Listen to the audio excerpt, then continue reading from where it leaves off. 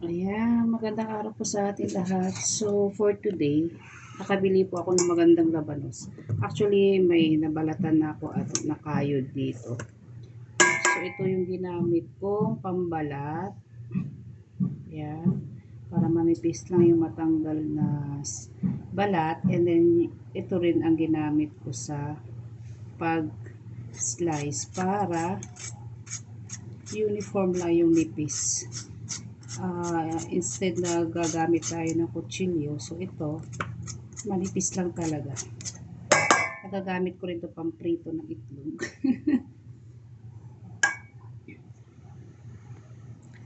So itutuloy ko lang po yung ating pag slice sa ating radish or labanos. So pinipili ko po yung juicy. Ayun, so pasintabi lang po sa mga hindi kumakain ng labanos. Kasi iba, ayaw po talaga ng amoy ng labanos. So yan, pwedeng ganyan ang style. Ako kasi, mas mabilis ako pag ganyan. So para-paraan. May kanya-kanya po tayong style o technique sa pagluluto. So importante, may kasamang pagmamahal para daw masarap. Okay. So ang pinipili ko pong klase ng labanos, yung juicy. Yan. Kasi may labanos na parang cotton lang. Walang katas. Huwag nyo pong bibilhin yun. So, ginawa ko, dahil yung iba, hindi ko naman makita yung loob, pina-cut ko yung dulo. Parang ito, pina-cut ko muna para makita ko yung loob. So, tatlo po yan, mura lang, 50 lang yung tatlong piraso. Pero yung isa nilagay ko sa rep muna para panghalo ng sinigang na isda. Yan, pag maliit na, pwede. So, ingat-ingat lang para yung hindi yung ating daliri ang makayod.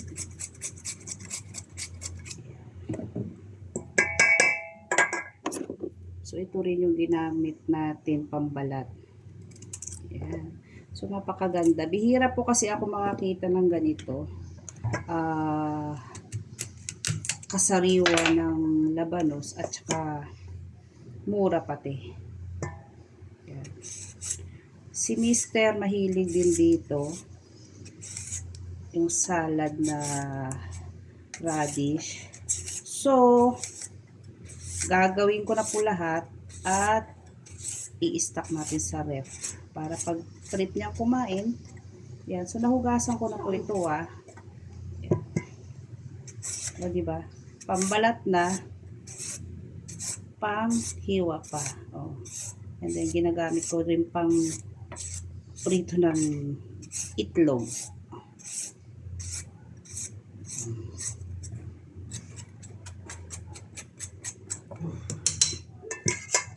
Okay. And then, tayo po ay magkakayod ulit. And then, mamaya,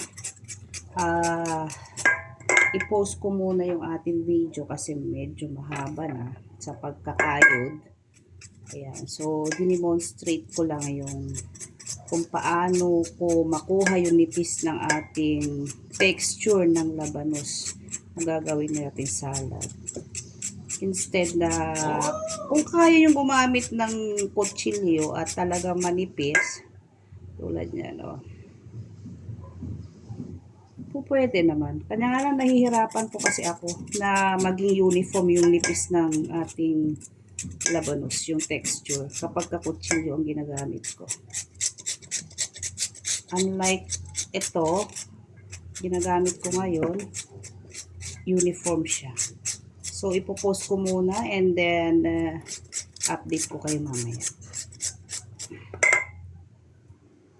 So, ito na po yung ating kinayod na labanos o radish. So, yan, maninipis. And then, Ibababad ko muna po siya sa asin at saka natin pipigain at huhugasan para mawala yung mabawasan yung actually matamis siya. Kanina pa ko kain ng kain para mabawasan yung katas at yung amoy. Kasi iba dito ayaw talaga yung amoy ng huwag neto labanos. Ayan, so lalagyan natin ng asin. Yan, tama na yan. And then ating hahaluin. Malinis naman po yung ating kamay at kami rin naman po ang kakain.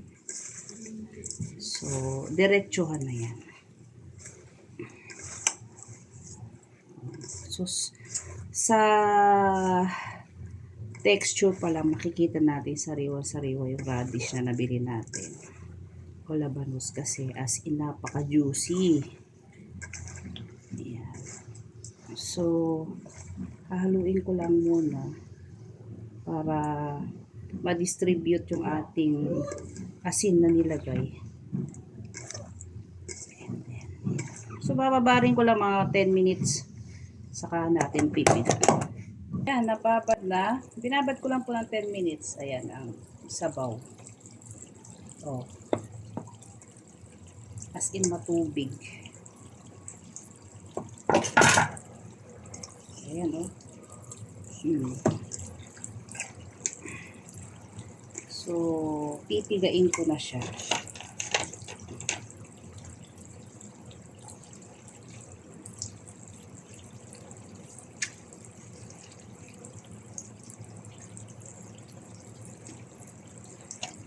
Ayan.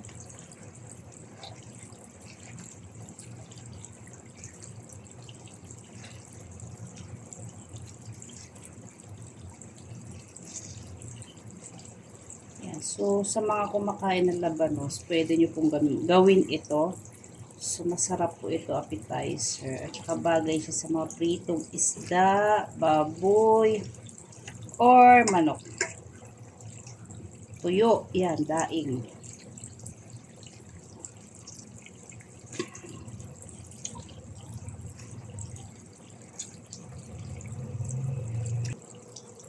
So, ito kadami yung patas na nakuha natin.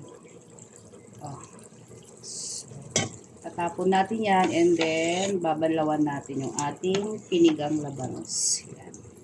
So, ayan, napigaan na, hinugasan natin at pinigaan ulit. So,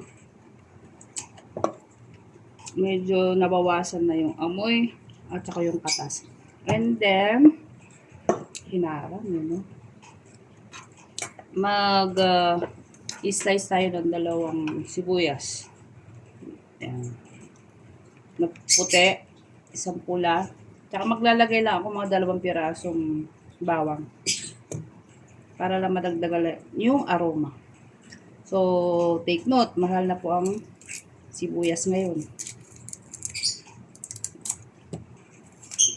260 na po yung pula. So, mas dinamihan po yung puti. Yan. Maninipis lang po ito.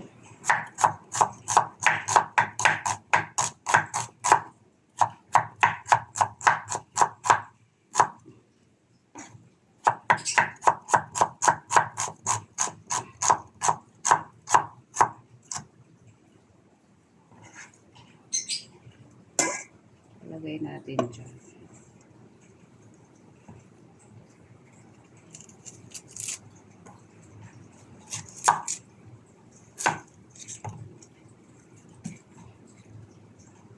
Mas masarap pag maraming sibuyas.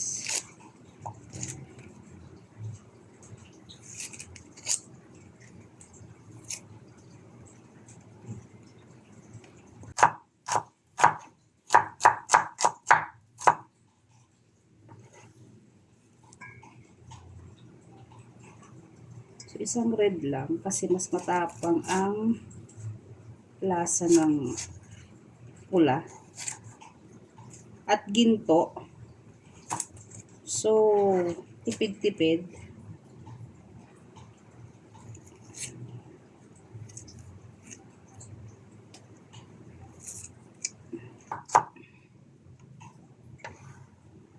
Okay, ayan. And then, gusto ko lang may amoy. Maaaring wala pong bawang. So, tama na itong isa. Ano lang. Dagdag aroma. So, maaaring wala. Maaaring nyo lagyan.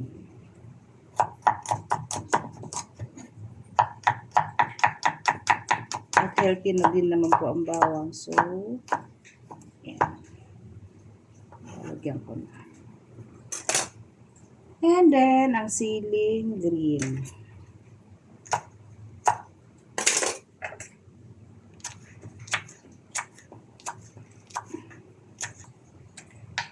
Mabango rin ang siling green. Dagdag aroma ulit.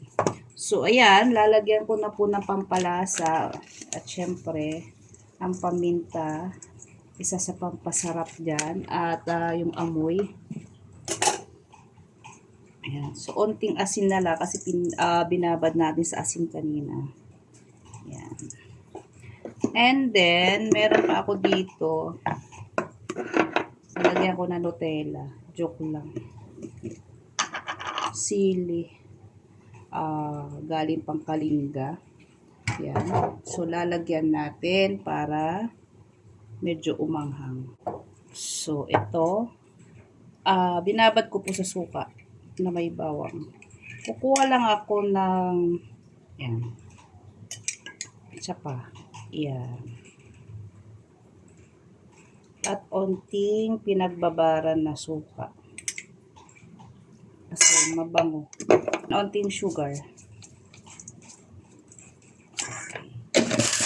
So sa ayaw na matamis, huwag lagyan ng sugar. Pampabalanse lang ng lasa. And then, syempre, ilalagay ko ito lahat. Yan po kasi ang mag-preserve sa ating salad na labanos. So, hindi na ako maglalagay ng kalamansi kasi i-stack ko lang naman ito. Para, pag gusto ni Mr. kumain, bahala na siya magkalkal sa ref. Ang sarap. Grabe. Sarap ng maanghang. Tama-tama, may nabili tayo longganisa. So mamaya, ito ulam namin. Magpa-fry ako ng longganisa at saka yan. Diba? Sa halagang 50 pesos, yan po yung ating nagawang labanos. Kasi uso ngayon ang labanos. Kaya mura. So, ayusin ko lang.